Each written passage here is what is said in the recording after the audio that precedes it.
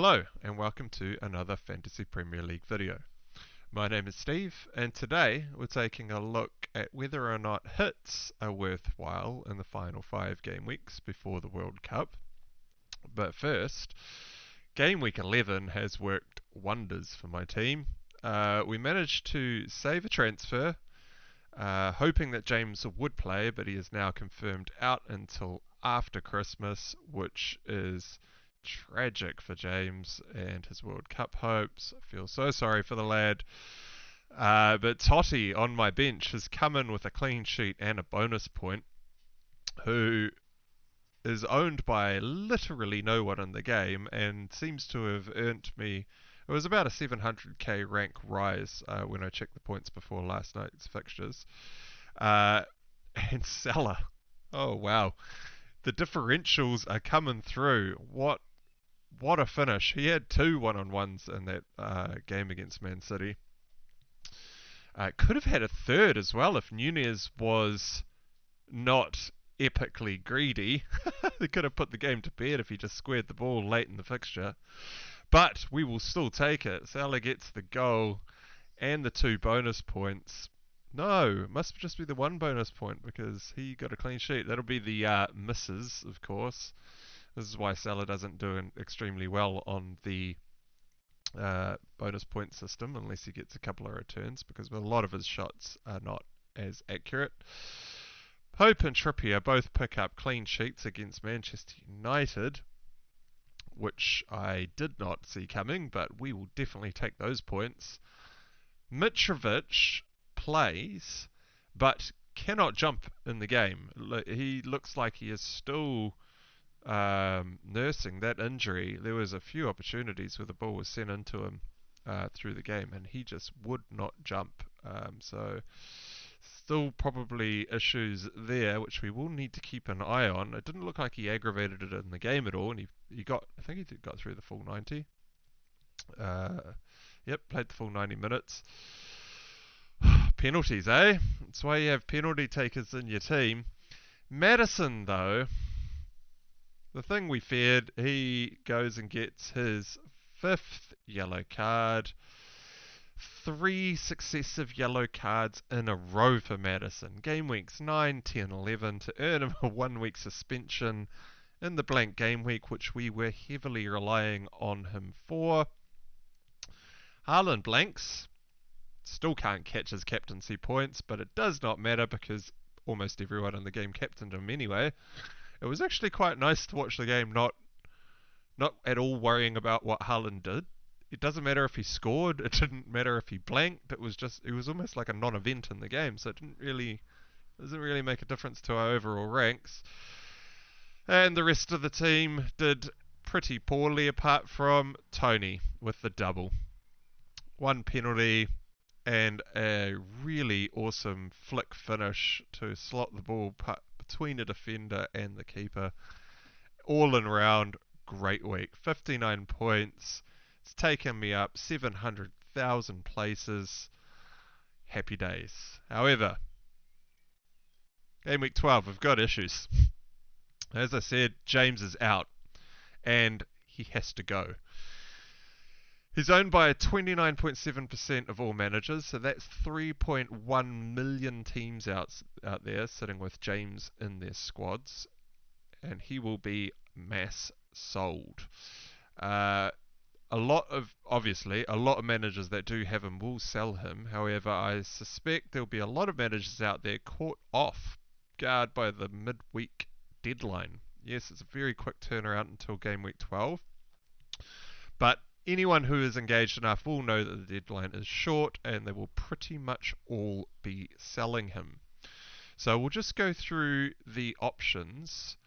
Now, the way that I broke this down in terms of how best to replace James is to take a look at the final 5 game weeks and find the teams most likely to get 3 clean sheets in the next 5 game weeks. And they also have to be nailed, because in the next 5 game weeks there are also 2 sets of non-Premier League games to be played. That's 2 Champions League fixtures for Liverpool, Chelsea, City and Tottenham, and 2 Europa fixtures for Arsenal and Man United. Now these midweek games are actually going on between game week 13 and game week 14, and then again between game weeks 14 and game week 15. So game week 12 is a midweek, so it's a quick turnaround to game week 12, and then game week 13 is at the weekend, and then they get a 1 week, instead of the 1 week break, you've got 6 teams that will all be playing midweek between 13 and 14. And then again between 14 and 15 before they get their 1 week break between 15 and 16, which is the last game week before everyone disperses off to international duties at the World Cup. And so that actually does make a huge difference in terms of the player pool that we'll actually be looking at choosing from in order to replace James. Now, I do not want to upgrade James 6 million. I want to be going down in value. I have 0.0 in the bank for my team, and so I am only looking at sub 6 million priced options, which actually works out quite well because I'm looking to pick a defender from none of the teams that are playing in Champions League or Europa football. Just because, well, a few reasons. Rotation is going to be a problem. There are a lot of injuries out there. Trent is injured, however, he did come on and play the last 4 minutes of the City game in order to lock down the defence, which I found quite interesting. He must not be as bad as what we all thought. There's no way Klopp would chuck on an injured Trent in that stage of the game at that point. So those of you out there who do still have Trent, he might actually be playing moving forward. You may not have had to have sold him last week, which is... It definitely caught me off guard. It's probably caught a few other managers off guard. I see Andy from Let's Talk has also sold Trent last week for game week 12. But that's by the by. We are looking at sub 6 million options. Now, I only came across probably 2 or 3 teams that I would look at in terms of defence. I think Newcastle is top of the pile in terms of their potential clean sheets. The 3 fixtures that they have that I think they could get clean sheets in is game week 12 against Everton at home, game week 14 against Aston Villa at home, and then game week 15 away to Southampton. Now those are the 3 best fixtures for all teams, regardless of price or where you might be looking, who I think have probably the best shout at 3 clean sheets. Their other 2 fixtures, excuse me, other 2 fixtures are actually quite interesting though. That Tottenham fixture away in game week 13 is probably not as bad as what it looks like on paper.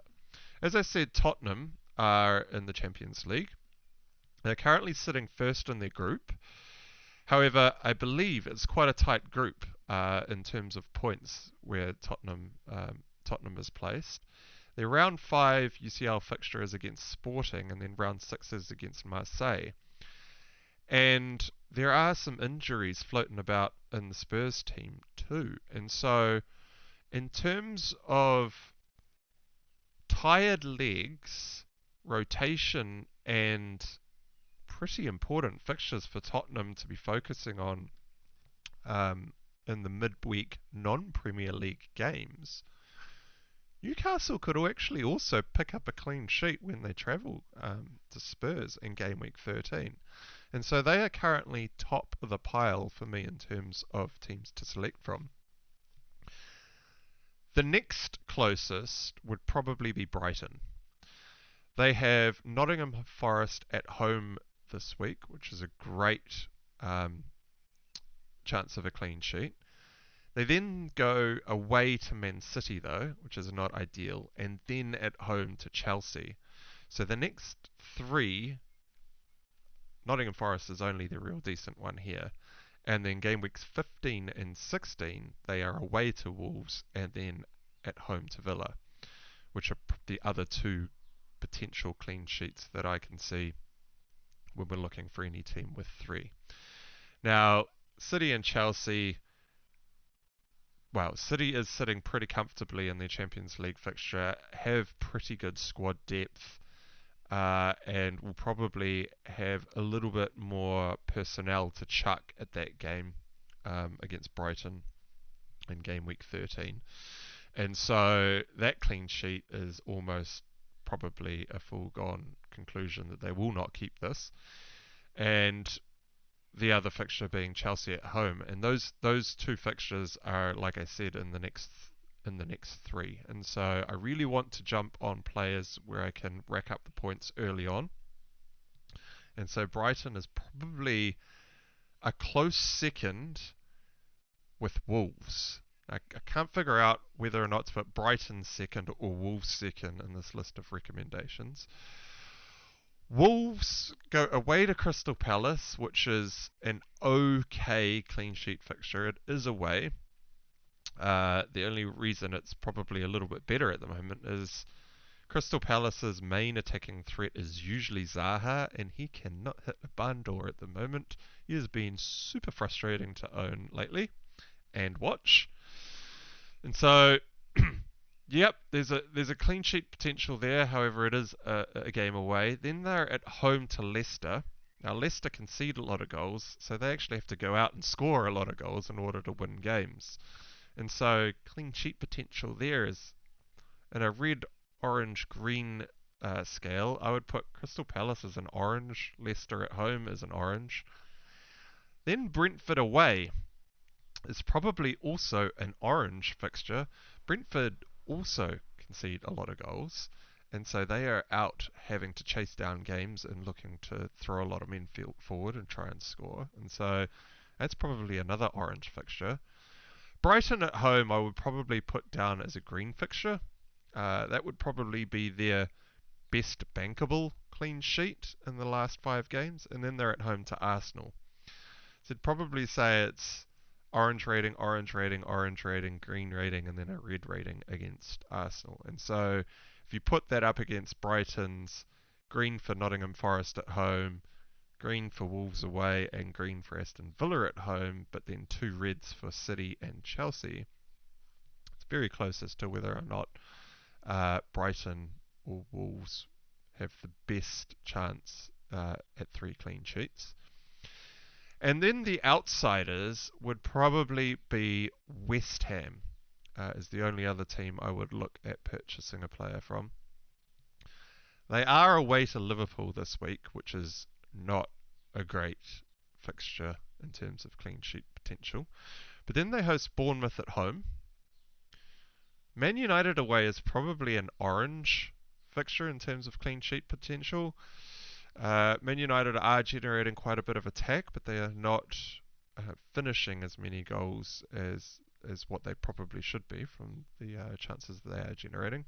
But then they have Crystal Palace at home. That's probably a clean sheet for West Ham.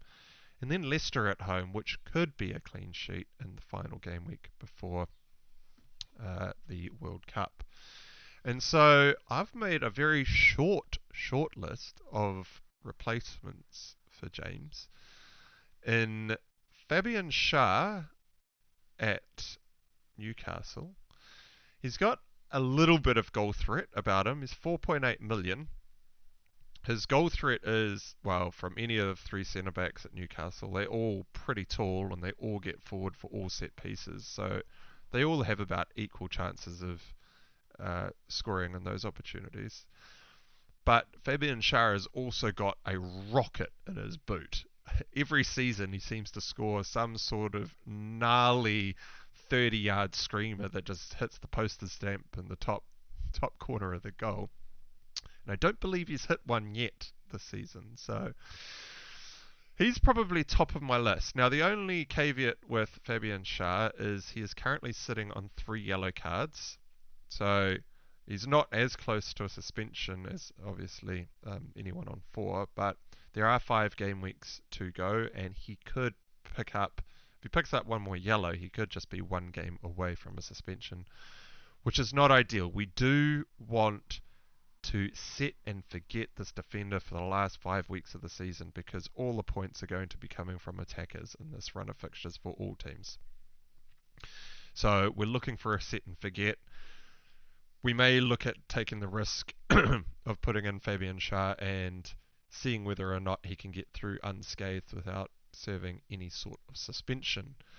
Second on the list would probably be Max Kilman, 4.6 from Wolves.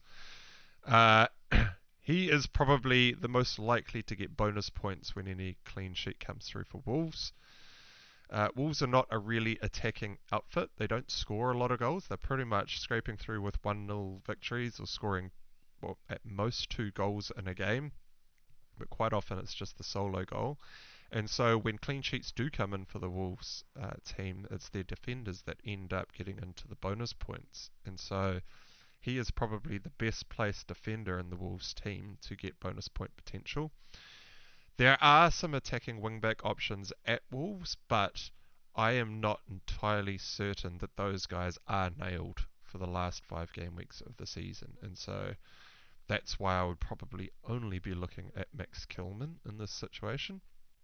And then third on the list is probably back to Newcastle and Botman, which is slightly cheaper than Fabian Schär. He's down at 4.4. The reason that he is third on the list is because he has received 2 random benchings. He sat out the full 90 minutes twice, once in game week 5 and once in game week 8. And so I'm not a hardcore Newcastle supporter. I do not know why he was benched in those 2 games, and I just don't have the time to go in and to look at exactly why that happened and try to figure out whether or not it's actually going to happen in the last 5 game weeks. I just like to avoid that completely. Now, for those of you out there that know that team better, if you do think that Botman is nailed for the 90 minutes for all of these remaining fixtures, he is a 0.4 cheaper, 4.4 million cheaper option than Fabian Schär, and could be worth the price saving there in order to beef up your attack moving forward. For me though, Fabian Schär will most likely be coming in tomorrow ahead of the Wednesday deadline. Now that's one of my free transfers gone. We've got 2 free in the bank, and we've got Maddison suspended. Now this is annoying. This is a frustrating decision. He's only out for 1 game. He's only out for 1 game. He is serving a domestic suspension for 5 yellow cards and too short an amount of games. And he was my placeholder for bringing in Foden next week. Foden and Trossard were exact money replacements for... Maddison and Trossard were exact money replacements for Foden and Martinelli to come in game week 13. Now, I don't have I've got 0.0 in the bank, but considering I am downgrading James, I will have an extra 1.2 million to spend. And so Foden and Martinelli is no longer a concern in terms of pricing. However, I can't buy either of those 2 players this week because neither of them have a game. Herein lies the issue, right? Now, there's only a very short list of players that I actually want to replace Maddison with. Now, before we get into talking about the replacements, if we look at my lineup and assume that James is already subbed out for Fabian Schär, which actually gives me the triple up in Newcastle defense, which kind of feels like a bit of a ride or die type strategy that you would find on some sort of roulette system. It's pretty much all in on Newcastle defense here. But that aside, we've got Cancelo not playing, Haaland not playing, Totti. Now Totti was only brought in to cover Collins' 3-match suspension for his red card, which he has now served. Collins is available to play this game week away to Crystal Palace.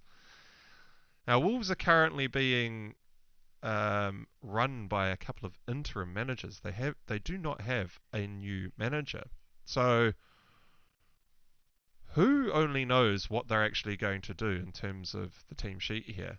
Did Totti play well enough in the last couple of games to earn his spot, to keep his spot? Does Collins come straight back in and replace him and Totti goes to the bench? Who knows? So Wolves away, Wolves playing Crystal Palace away, like I said, is probably an orange clean sheet fixture anyway if Totti manages to play. And so he either plays the full 90, has a small chance at a clean sheet, or he probably doesn't play at all. So he's just a dead bench member. He's either going to get 0 points or maybe he comes on for a solo point.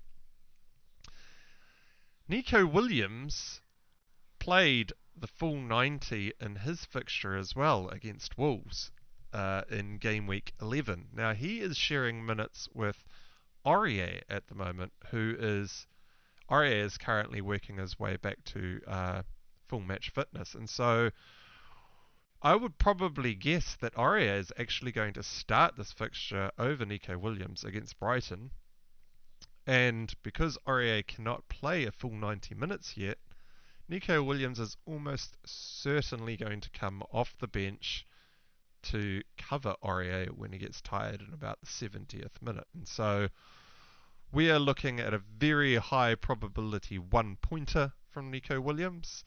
I mean, he could come off the bench and maybe get an attacking return against Brighton, who could have some tired legs in the very quick turnaround between games this game week, but these are very, very slim pickings, and so I've effectively only got a starting 1, 2, 3, 4, 5, 6, 7, 8, 9 players with the Fabian Schär replacement for James. And so in order to even get 10 out onto the pitch, I kind of have to sell Maddison. Now, for me, this is the choice between using a free transfer or not, but for a lot of players out there, this will be where hits start being considered. Now, a -4 this week is a lot of rank. There is a lot of people that are in around 4 points plus or minus of my position right now, and a lot of other managers out there. And so the 4-point hit that if you are going to spend it, really needs to pay you back pretty quickly. We've only got 5 game weeks left for that 4 points to be viable, and that's only if the player that you are bringing in for that hit is a long-term player that's going to play for the remaining 5 weeks. Now for me, Maddison was going to be there for Foden or Martinelli, and so whoever I'm looking at bringing in is probably only a short-term hold. I definitely want Foden and Martinelli for their final run of fixtures from game week 13 through to 16. That is basically, unless they get injured or something gnarly changes out there in the landscape, those 2 players have to come in for me. Martinelli is destroying my rank week on week. We got really lucky that he did not do any damage against Leeds, but he has to come in. He's just hurting my rank too much, and he is in form, shooting accurately. So Martinelli has to come in. Foden scored against Liverpool, actually got his goal denied for Haaland pulling over his man in the build-up. So he's still looking really tasty. These 2 guys have to come in game week 13 or 14. Now, if I spend my 2 free transfers this week, I cannot bring in Foden and Martinelli without taking a hit in game week 13. And if I do that, actually, I should say, I've got to be really careful. I really don't have the funds. Well, let's look at the players that I've shortlisted. There are only two teams really that I'm looking at for this run-in. Now, I did start by looking at who's a 1 week replacement for Maddison. Who could I bring in for a 1 week punt in order to get Foden and Martinelli in game week 13? But then I started thinking, shit, that's just setting myself up for a hit. And if that player that I do bring in is going to have to score 2 attacking returns in order to make the hit in game week 13 worth it. That's low odds. So I then started looking at, well, who's actually got 2 pretty tasty fixtures that I could hold for Maddison. So we bring in, say, someone from Maddison, and then Trossard switch to Martinelli in game week 13 as my 1 free transfer is probably the best play, and I'll just have to leave Foden. Now, Man City is at home to Brighton in game week 13, whereas Arsenal are away to Southampton. Now, in terms of Arsenal's remaining fixtures, their 2 best fixtures are Southampton and Nottingham Forest. So I would probably be prioritising Martinelli in game week 13 over the likes of Foden. And so Trossard out, who has got a great fixture this week against Nottingham Forest, but then goes away to Man City, seems like a no-brainer, right? We get rid of Trossard at probably the hardest game that he'll have to play in game week 13, and bring in Martinelli, who is playing Southampton, who, having watched the highlights against West Ham, look defensively frail. Salisu, holy hell, you put your team under a crazy amount of pressure. So we're looking at Trossard out in game week 13. So let's bring up a transfer planner. Oh, this has already got stuff in it. Let's just reset that. So James is going out for Fabian Schär.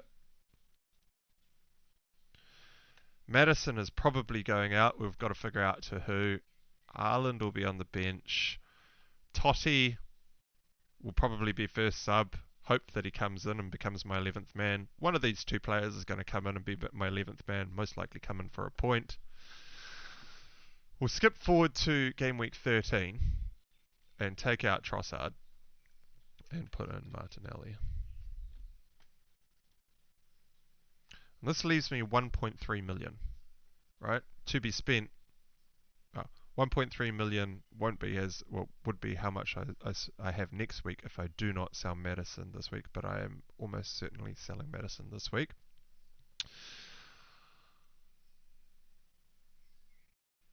And then, whoever I bring in for Maddison, I want to get to Foden in game week 14, and this is most likely going to be Zaha out. But Foden in for Zaha only leaves me 0.3 million. And so, in order to make the trades that I want to, obviously Haaland would be in here in game week 13 as captain against Brighton.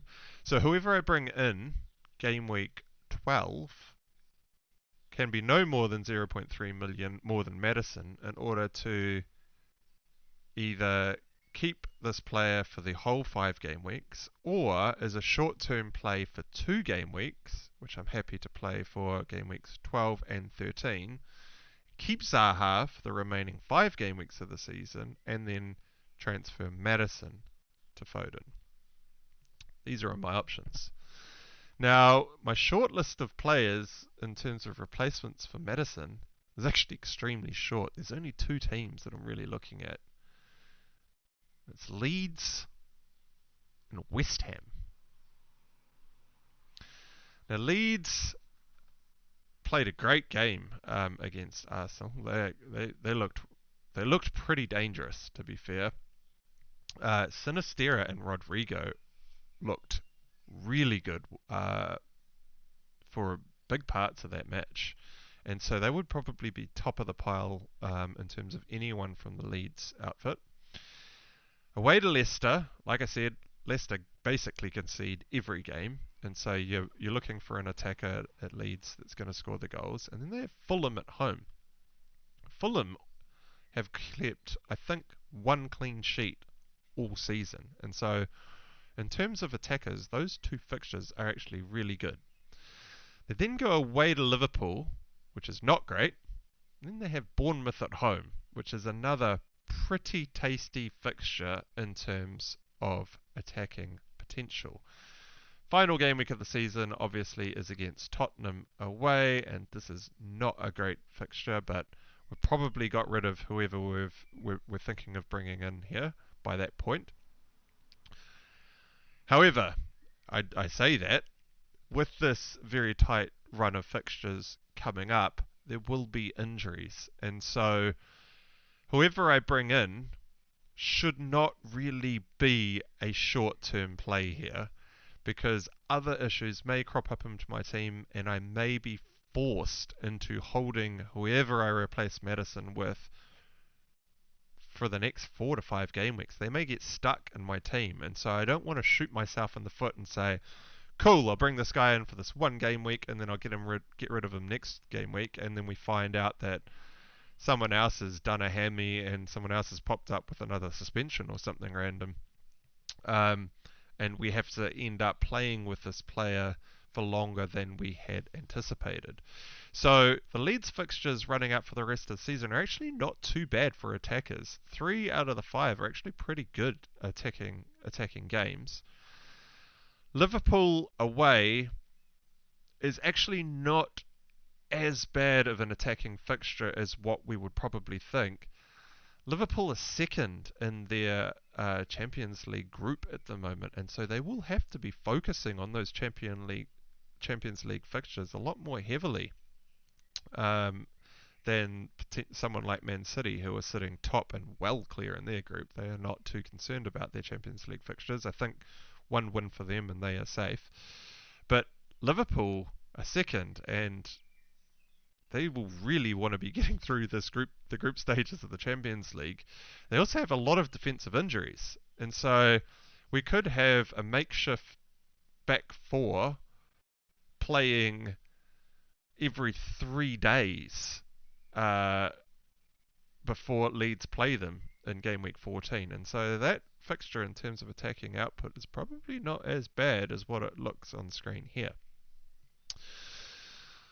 West Ham, in terms of midfielders, there is only one option that anyone would be looking at, and that's Jarrod Bowen. He's on pens. He's playing pretty attacking, sending a lot of crosses into the box, so he's got assist potential. He is shooting often, and like I said, he's on pens, and so he's got a lot of routes to points. Plays Liverpool away this week, and like I said, that is not as bad for an attacker as what it looks like. They then have Bournemouth at home. Now that's a great fixture for Bowen. Man United away. That's my team. That's not actually that bad of an attacking fixture, to be fair.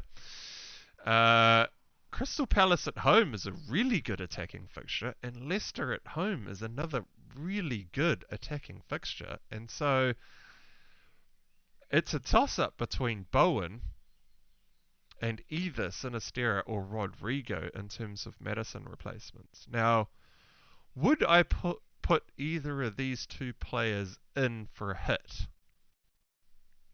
Sinisterra and Rodrigo, don't think I would actually do for a hit. Their routes to points are not that heavy. It's pretty much only open play. Neither of them take any set pieces, no direct free kicks or anything like that. They're not on pens. Bamford took a penalty and missed it. So I don't even know who the second string penalty taker is at Leeds. It could be one of those two, and maybe that does boost their chances a little bit. But all things considered, if you are considering taking a hit for Maddison this week, I think the only viable option in and around the same price range is probably Jarrod Bowen. Now, if you've got funds to go up or down, well, sorry, not down. If you've got the funds to go up, uh, I don't know exactly where you'd go. I was not looking too much higher than the price point of Maddison. There could be some sneaky some sneaky plays out there.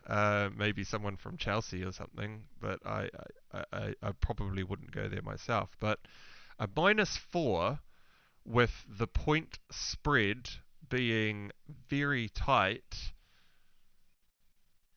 and only 5 game weeks for that -4 to be paid back. I think the only player that I would probably look at doing that is Jared Bowen. Now, lots of people took hits this week to deal with all sorts of injuries and suspensions around the place, and most of the players that people brought in didn't pay that hit back in game week 11, and so most of the players that came in, like a lot of players out there, were taking out James or Trent and bringing in someone from Crystal Palace who conceded, or potentially West Ham, who also conceded in game week 11. And so any of those players out there that already took the hit are actually still down 2 points in terms of rank gain or rise for that play. And so doing nothing rather than spending that 4 points is sometimes a viable strategy. That's what we went with this week, and it worked out really well. Obviously, Totti coming off the bench was very rare. I think he's only owned by less than 1% of the players out there, and so there's not too many players out there that could have done that. And Wolves was the only other team that really kept a clean sheet that would have been a potential replacement for the likes of James or Trent in game week 11. And now Maddison is suspended and giving managers more headaches with their one free transfer. So anyone that was holding on to James to get a little bit more information will have to sell now. And if they also have Maddison stuck in my position, they will definitely be looking at taking hits if they did not build up their free transfer from game week 11. And so we're actually already quite ahead of the pack if you have free transfers in the bag. And if you are considering a hit, you do need to think about what are other players out there going to be doing, and are there any players that you really fear? Now, I had a pretty decent look at who the alternatives were to bring in replacements, and Sinisterra, Rodrigo and Bowen are the only players that I would consider, and I do not fear any of them. Their ownership is not high enough. I do not see massive hauls coming from these guys, so there's no fear. The only play here is, are you taking a hit in order to jump on a haul? Now, Sinisterra, Rodrigo and Bowen could all haul. They could. And because they're not owned by many players, the rank gains that you will gain from a haul from any of these players will be massive.